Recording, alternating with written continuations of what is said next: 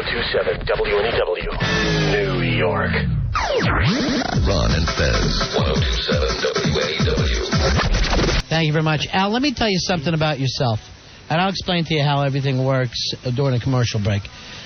We had a meeting tonight to figure out, okay, we did the last big night of fights, very, very successful, a lot of fun in Long Island. Let's do the next one in Jersey probably, right?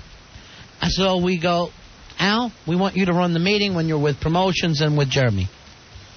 You were so strange in that movie and we're in that meeting, and we're not even making sense. You quit. You would just stop and your sentences, and then would just start basically grunting out words. Do you have some kind of phobic or panic attack when you're speaking in public? I don't think I do. No, I used to teach public speaking. No. To retards? No. You gotta be kidding me. To death moots? To college-level students. What would you tell them to do? Drop the verbs? No, I was very good. Because that's what you did. What was the thing that he said that was so strange? Most important thing is time area. Yeah, we need time area. And what everyone does that mean? Staring. And Ethel, the promotions director, laughed at you. And Rossi came up to me, who works in promotions, and says, and this is in the hall, he goes, that's effing unbelievable. I've never seen anyone fall apart like that. These are your coworkers. I actually said that I was sitting next to Ethel, the promotions director, and said, all right, quit laughing. We're trying to get this meeting done. She was howling. Yeah, she was having a good time. They were talking about different venues in that, Ronnie, and remember at this point he just yells out, backstage good. Yeah. And I am not exaggerating. Right. Why would you say that? That's where you wanted to be? No, I meant at the downtown where we had it last time, the backstage area was good. It was great, yes. Yes, we need a location similar to that. And you said backstage good, and I swear, I wish I was making up a joke about a retard. Right. But those things were actually said. We need time area, backstage good. And then he says, no thing that I say comes out right. And we're sitting there going, no thing, and finally I go like this, do you mean nothing? Is that what you were trying to say? Nothing instead of no thing, I say. Were you Frankenstein? He sounded like Frankenstein in this meeting. He did. And then everyone he would try, it was his meeting. Right. Everyone would look at him, and then he'd say something ridiculous like, no thing, I say. And everyone would stare, and then Rory would dive in and save you. Rory Hamptons. That was embarrassing me. That when Rory, you would say something like, area good, fine, good club. Because basically we want to find a club about the same size, somewhere like from 700 people to 1,000, in Jersey, maybe North Jersey. It's not that difficult to come up with. We need a good club that'll be open on a Friday night. You acted like an effing a-hole in that meeting, and I'm not saying that to hurt your feelings. I'm saying that out of my own embarrassment that you were representing us. Right. I just felt like everyone was staring at me. Yes, we were staring at you because it was your meeting. Yes, we're all going to stare at the person who called the meeting, who wanted the meeting, and was supposed to run the meeting. I'd like to see you run for president. You're up there just going, what's everyone looking at? Why are you staring at me? At the convention. That would be a great convention speech. But yes, no matter who they are, whether you're working in sales or any kind of job where you're chairing the meeting, let's say. Now... And we're not talking about, we flew in bigwigs from out of town. Right. It's all people who have desks right around you. You know everybody.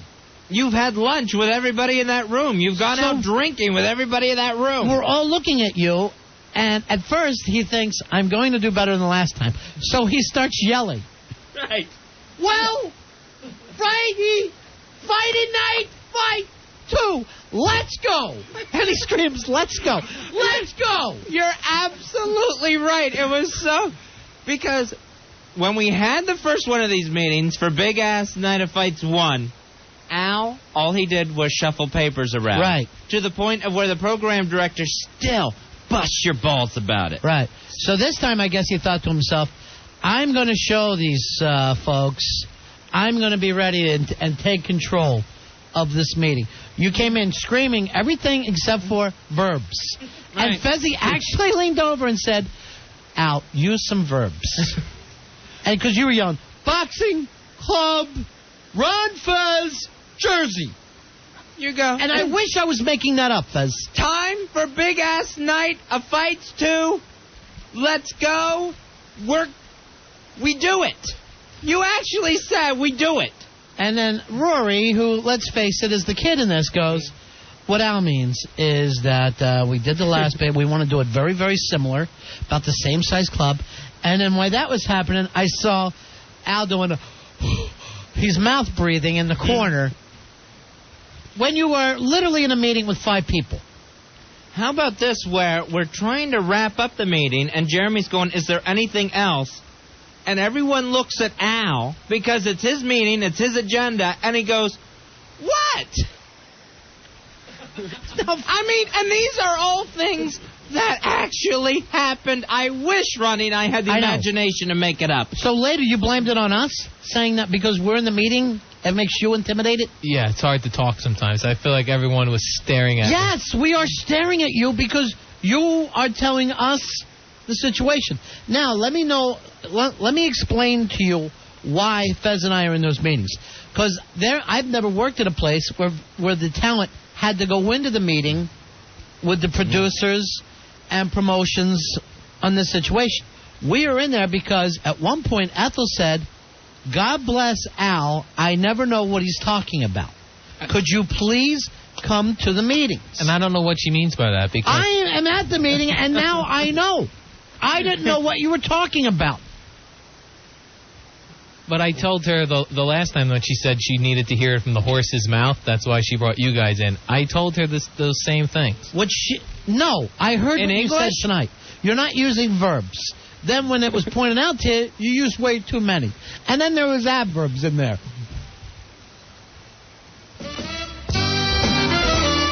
Maybe this will help, Al. I'm not sure. Conjunction, junction, what's your I'm gay. function? I'm gay. I'm gay. And phrases and clauses. I'm gay.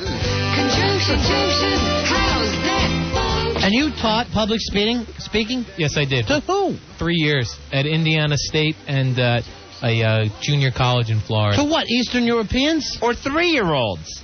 No, freshmen in college. Were they laughing at you? Were they all did you what are you looking at? Get out. If they're listening now, they're all mailing their degrees back.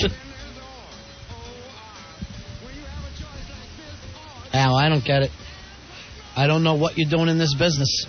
I can't believe you got a master's degree. Out of everybody in this place, you've got the master's degree. Ronnie, he taught the class that Adrian Cronauer taught English speaking to in Good Morning Vietnam. That Robin Williams. I'd rather have Viet Cong in there leading the meeting. That was his class. Or the class that Harold Ramis had at the beginning of Stripes. I've seen Teaching guys. him the do-ron-ron. I've seen guys high as a kite with coke rat-holed into themselves and having cops there and keep themselves together better than you did. I'm more relaxed. Like if I would have had a drink, I'd be more relaxed. Well, you're at work. You can't have a drink before you go into the meeting with the boss. Do you realize you get that? fired for that. And, again, just to cover this again, not that we were even in the big boardroom, which was being used at the time. Right. We were sitting around Jeremy's office. Half of us were on a couch. It couldn't have been more relaxed. Let me tell you something. With Al leading it, we were in the boardroom. B-O-R-E-D room. Board room.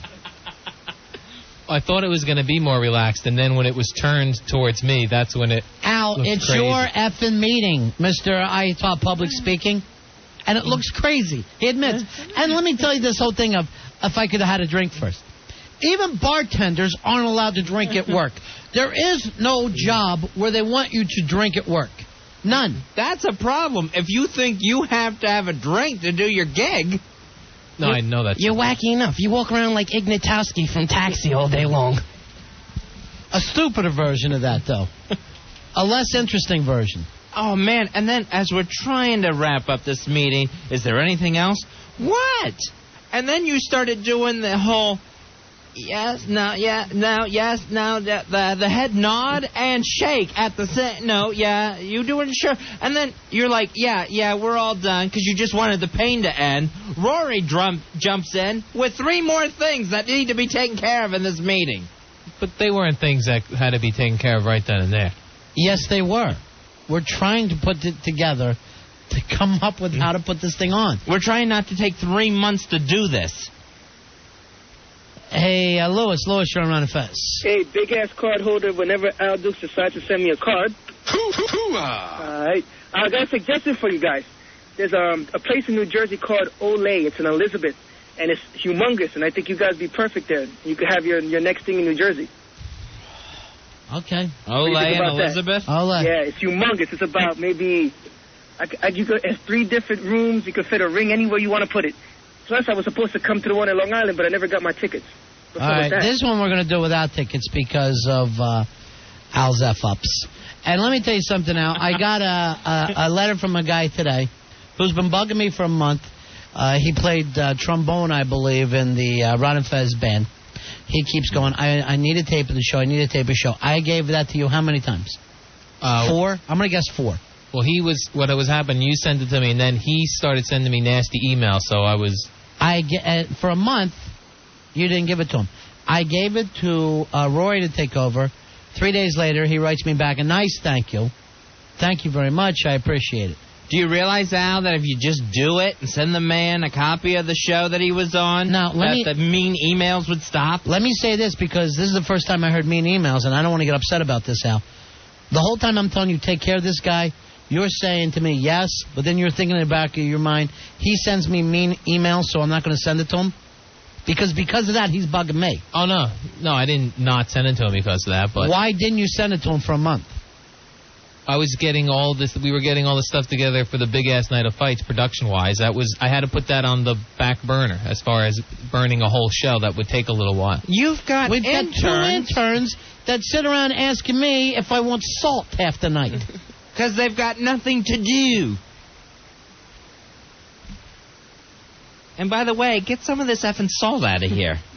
It's too much. God. I think that's why I've been retaining water. Have they heard of pepper? I think I'm eating too much salt. Salt and everything. It's driving me nuts. Hey, Rich, you're on Ron and Fez. Hey, Rich. How you doing, guys? Yeah. Big Ass 9800 here. Hoo-ah! Time to kill 2 birds with 1 stone. I hear there's a weekend heavy metal show that needs a new producer. We can't talk about that. We're not going to talk about it. I would say something about grief, but we're not going to talk about it. No. 877-692-1027. Ricky, you're on Ron and Fez. Hey, Ricky. Hey, guys, what's up? Yeah. Big ass card holder 10948. Well, next time you guys have a meeting, you should just record Al Dukes and make fun of him on the air. We all just make fun of him. You want to do that next time, Al? You want us to set it up on the microphone? That would be worse, because then I know there's a mic. We'll have you wear a lavalier in there. We'll mic you for sound. We should do that anyway. Like you're our version of the Osbournes. Okay. So I shouldn't plug that at all? You're not thinking it's a no-show? I think she'll be here, but just give me a few more minutes. What an idiot. What? Is she on the back burner? Way to talk in code, big man, like the rest of us do. God. Is there no thing you can do about it, Al? What's the problem there, man? Hey, no thing. Remember when you said to him, so me thing? There's so many things we can do, aren't there? That was funny. And that's when Jeremy, our boss, started laughing and pointed at Al's forehead. And the insurer came at his nose. Luckily for you, Al, you'd already passed out from nervousness. And you missed all of that. Now, this is what Jeremy's vision of you is now, Mr. I'm on my way to upper management. You realize this, right? You ain't going anywhere. Hey, Scott. Yeah, Scott, you're a Ron and Fez. Yo, what's up, guys? How you doing? Yeah. Listen, you need a club, man? You go to Rock the House in Wallington, New Jersey. Take you about 10 minutes out of the Lincoln Tunnel. Nice and big stage. You got a couple of bars, and it's a rock and metal bar. What's it called? Like the other DJs. Yeah, maybe we could invite the other guy and then make that international. Sure. All right, hold on. Maybe let him take over. All right, that's Wallington. Wallington, New Jersey. Right. So, and I did hear from Rossi, there are no clubs in northern Jersey. He makes the announcement, no clubs. That actually took some heat off of Al for 2 seconds. There's not a single club in northern New Jersey. So Me Thing finally saved Al for a second.